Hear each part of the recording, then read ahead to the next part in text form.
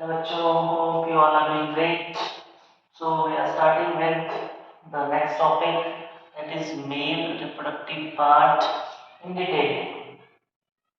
So अपने को बच्चों में यहाँ से आगे बढ़ना है, यहाँ तक तो हमने डिस्कस कर लिया था लास्ट वीडियो में.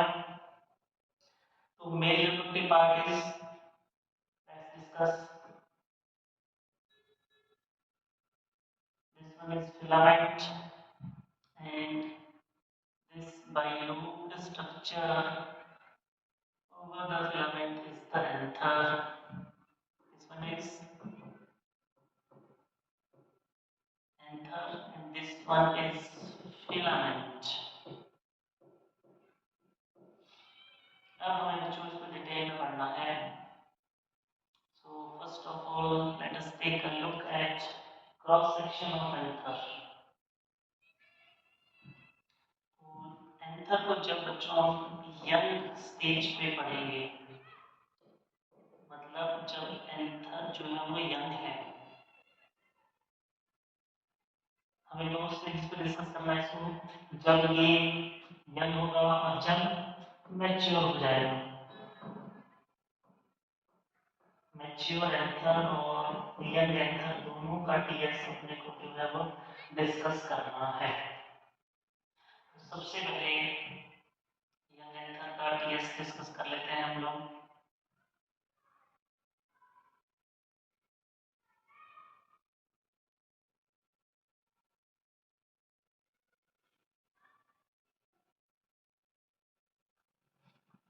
एंथर का जब क्रॉस सेक्शन बच्चों काटेंगे तो वो कुछ इस तरह से हमें चार चैम्बर्स उसमें देखने को मिलेंगे.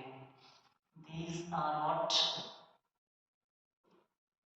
यही वो जगह है जहाँ पर माइक्रोस्पोर्स बनेंगे और वही माइक्रोस्पोर इंटर्न ऑर्गेनेल का फॉर्मेशन करेंगे.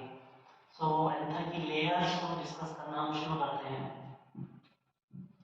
दिस वन आउटर मोस्ट जो सिंगल सेल्स की बनी हुई है बच्चों, इसको हम बोलते हैं epidermis. This is the outer most protective layer. इसको हम क्या बोलते हैं? इसको हम बोलते हैं एपिडर्मिस. इसको मैं बोलूँगा एपिडर्मिस. हमें पता है एपिडर्मिस, एपी मतलब बाहर वाली है.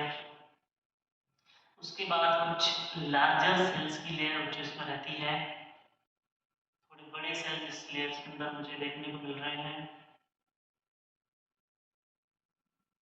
तो इस लेयर का नाम होता है endothecium. This layer is not endothecium. ठीक है, बाहर से लेयर से डिस्कस करना शुरू कर रहे हैं. Epidermis, endothecium. नेक्स्ट हमें बच्चों कुछ तीन चार लेयर्स देखने को मिलती हैं एक साथ, जिनको हम बोलते हैं मिडल लेयर्स. जिनको हम क्या बोलते हैं? मिडल लेयर्स बोलते हैं. These are middle layers. Alright. और सबसे अंदर जो हमारा ये चार चैम्बर बच्चों, इनको माइक्रोस्पोरेंजियम बोलते हैं. माइक्रोस्पोरेंजियम को जो लेयर गार्ड कर रही है, दिस इज माइक्रोस्पोरेंजियम. ये चैम्बर क्या है? माइक्रोस्पोरेंजियम. मतलब जहां पर माइक्रोस्पोर्स जो है वो बनेंगे. इसकी जो लेयर है उस लेयर को हम बोलते हैं बच्चों, very important, this is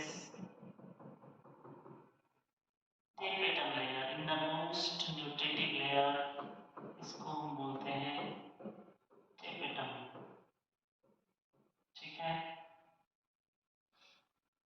so एक बार इनके जो प्रॉपर्टीज हैं वो डिस्कस कर लेते हैं बच्चों. एक ही चैप्टर में मैंने बनाया क्योंकि बाकी सभी में भी ये सेम होगा. और ये रीजन बच्चों जहाँ से जो ये लेयर्स थिन है, इस रीजन को हम कहते हैं स्टोमियम. यहीं से जो है पोलर वेन्स मैच्योर होने के बाद निकलेंगे. ठीक है. और मास ऑफ सेल्स जो बच्चों यहाँ पर है प्रेजेंट, उसको हम बोलते हैं स्पोरोजिनस टिश्यू. यही जो है वो माइक्रोस्पोर बनाएगा और माइक्रोस्पोर से ही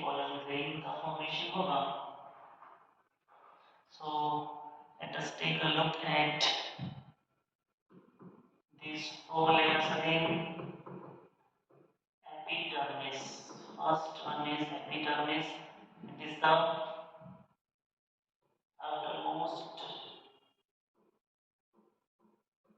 outermost protective layer. Alright, outermost protective layer है और ये जो लेयर है ultraviolet डेवलपमेंट देखेंगे third, this is non archesporial in origin, मतलब ये आर्किस्पोरियम से नहीं बनी होती है, नॉन आर्किस्पोरियल होती है ये, ठीक है, और सिंगल लेयर ऑफ सेल से बनी है, तो आउटर मोस्ट सिंगल प्रोडक्टिव ये की बात है। उसके बाद दूसरी लेयर की अगर हम बात करें, दूसरी है जो endothecium, second one is endothecium, इसमें कंपैरेटिवली लार्जर सेल्स हमें देखने को मिल रहे हैं, ठीक है, और इसके अंदर थोड़ा सा अपने को डिटेल में पढ़ना है। इसके अंदर बच्चों कंपैरेटिवली लार्जर सेल्स हैं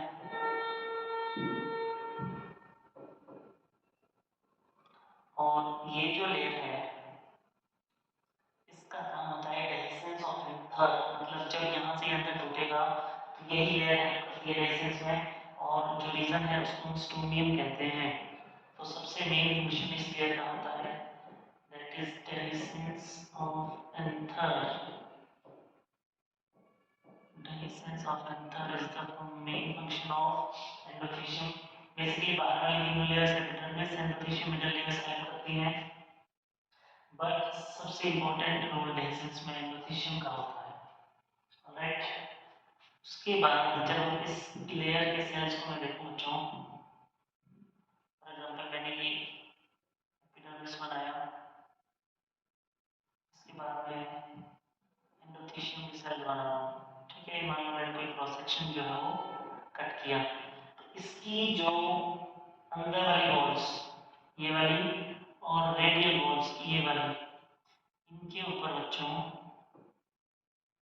कोलेस्ट्रॉल सॉरी सेलुलोज फाइबर्स का डिपोजिशन हो जाता है, सेलुलोज और कैलोज, सेलुलोज के फाइबर्स और कैलोज ये पॉलीसेकेराइड हैं, इनका डिपोजिशन हो जाता है जो कि इस लेयर को हाइड्रोस्कोपिक नेचर प्रोवाइड करते हैं। तो मैं क्या लिख सकता हूँ, deposition of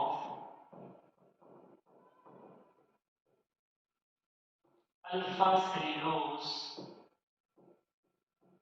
fibers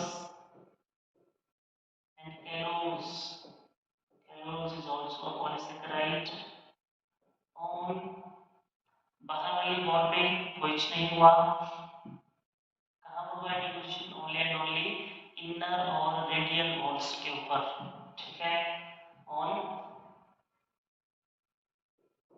inner and radial walls, ठीक है, और ये जो लेयर है बच्चों this becomes hygroscopic, becomes hygroscopic in nature, ठीक है।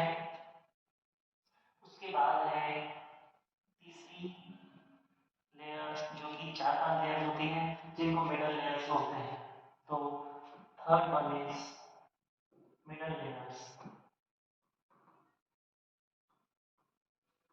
मिडल लेयर्स हम डिस्कस किया, these are 3 to 4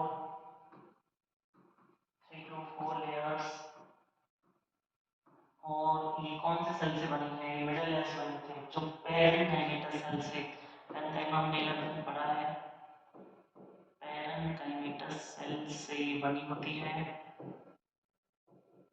और पेरेन्काइमा का फंक्शन एनसीईआरटी के अंदर 11th पढ़ी आपने, वहां पर लिखा है फोटोसिंथेसिस, स्टोरेज एंड सिक्रीशन, तो यहाँ पर जो मिडल लेयर के सेल्स परफॉर्म करते हैं फंक्शन वो है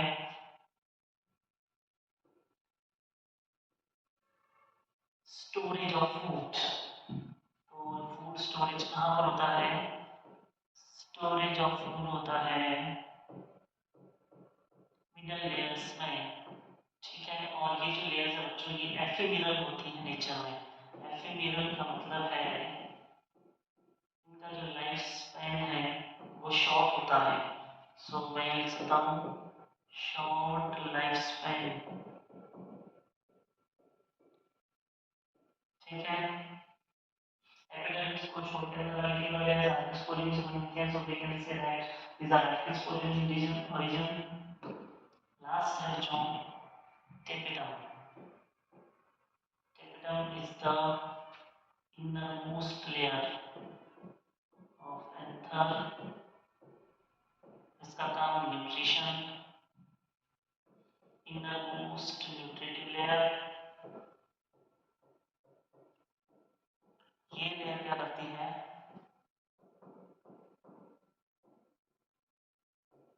मिडल लेयर से फूड एब्जॉर्ब करती है और डेवलपिंग पॉलन ग्रेन्स को सप्लाई करती है, ठीक है।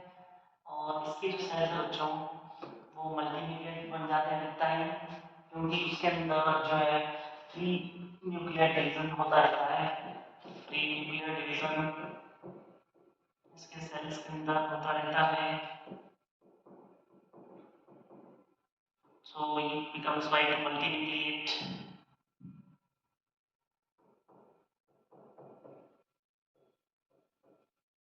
becomes by the multinucleate, and after that बच्चों ये जो है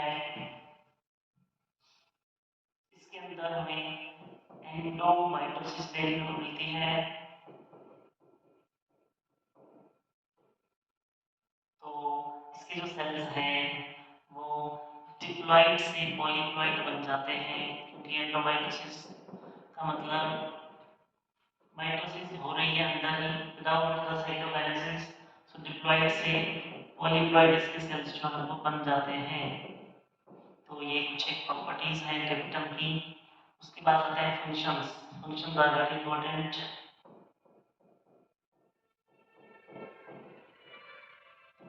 फंक्शंस ऑफ टेपिटम, फंक्शंस की अगर बात करें बच्चों तो ये जो लेयर है सबसे पहला काम तो हमने डिस्कस कर लिया, क्या ये खाना देगी पॉलन को, तो न्यूट्रिशन देती है ये पॉलन को, डेवलपिंग पॉलन ग्रेन्स को न्यूट्रिशन देती है। ऑलराइट, दूसरा ये जब पॉलन ग्रेन की लेयर बनती है तो उसके लिए कुछ केमिकल्स भी रिलीज करती है, provide chemicals for enzyme. Enzyme is the outer layer of pollen grain. तीसरा बच्चों ये pollen kit का secretion भी करती है। pollen kit बेसिकली केमिकल ही बोल सकते हैं जो ये सीक्रेट करती है, जो कि इंसेक्ट के फीड के साथ अटैच होता है, तो ताकि पॉलिनेशन हो सके तो pollen kit ये सीक्रेट करती है। स्टिकी मटेरियल हम बोल सकते हैं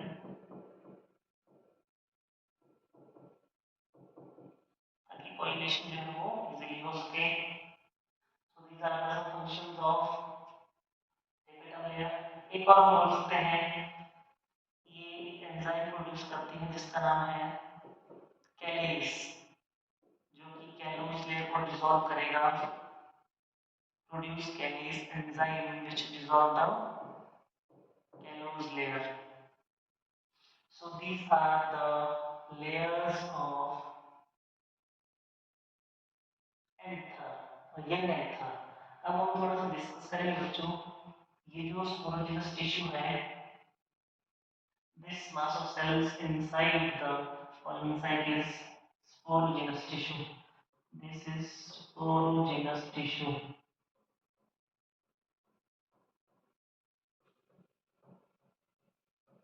अब ये mass of cells इसका हर एक सेल जो है वो म्यूसिस करने के बाद जो एमएससी कर सकता है हर एक cell of sporogenous tissue can act as MHC and it leads to the formation of microscope tetrad which further forms pollen grains. तो अब हम डिस्कस करते हैं एक मैच्योर एंथर को। मैच्योर एंथर को मैं डिस्कस करूंगा।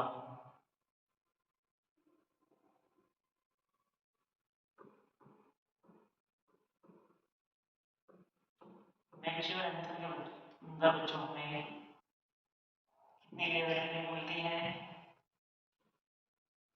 मैच्योर एंथर की अगर मैं बात करूं तो उसके अंदर मुझे सिर्फ और सिर्फ दो लेयर्स देखने को मिलती है। पहली है outer most protective, that is epidermis, and second one the larger layer of cells, that is what endothelium।